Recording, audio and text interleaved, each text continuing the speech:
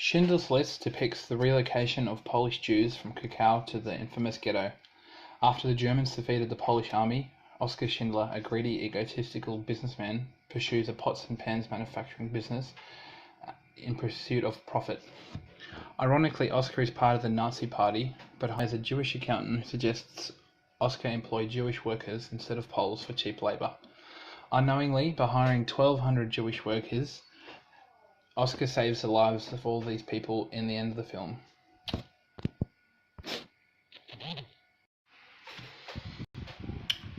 The quote, "You can't create this, but it makes all the difference in the world between success and failure. War."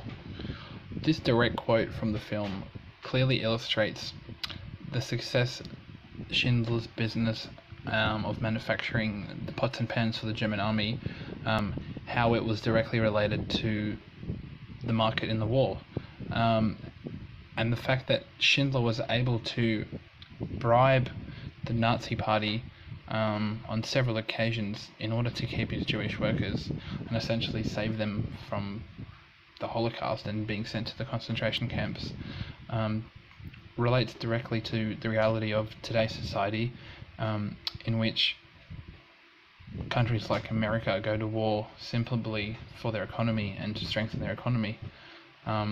Another strong message that is depicted about the reality of war is the quote from The Maid. "The reason I beat you now is because you ask why I beat you." Helen is the maid who quotes this to Oskar in the scene when they're in the basement. It depicts the Nazis' brainwashing of the hatred towards the Jews, and him not knowing why he's beating her, but doing it because he's been instructed to. And it also begs the question, why are we at war? Another strong message that can be directed from the film into reality is Oskar's greed that changes from sympathy. Initially, he set up the factory in order to gain profit in the town of Krakow. Although, as we all know, at the end of the film, he ends up saving all the Jews and completely spending all of his money so that he can bribe the Nazis and maintain the refuge of his factory in Czechoslovakia.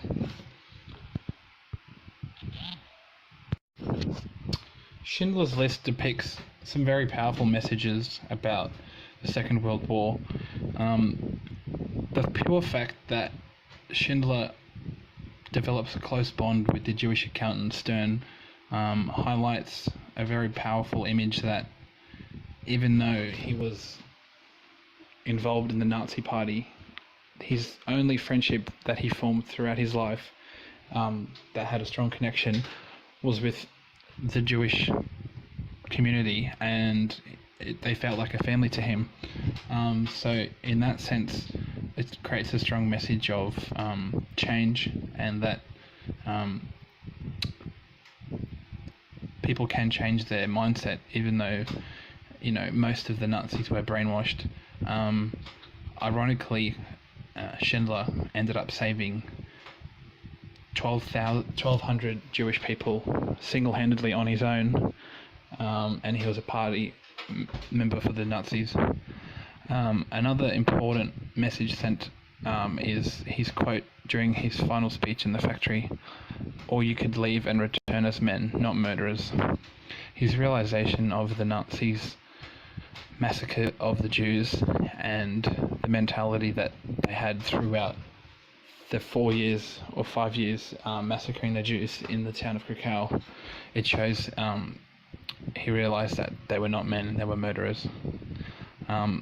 And purely the fact that a member of the Nazi Party that was set up to exterminate Jewish people saves 1,200 Jewish people on his own, I think that it's a very powerful message that's portrayed in this film.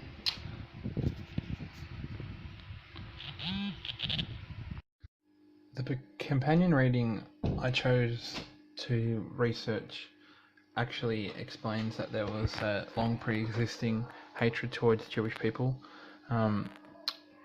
Jews first settled in Germany during the Roman period. The documentary records that from 1196 there was mass killings of Jewish people. So this is a pre-existing attitude towards Jews, and I think that attitude has been passed through generations, and that is why it is such a interesting companion reading, actually, because you can see that this has spanned through centuries and centuries and centuries, and the number of Jews in Germany grew from the 18th century onward, but they were also just subject to discriminatory rules. Example, the right to marry, limiting the total numbers allowed in the city. So we can see that there was a pre-existing discrimination against them,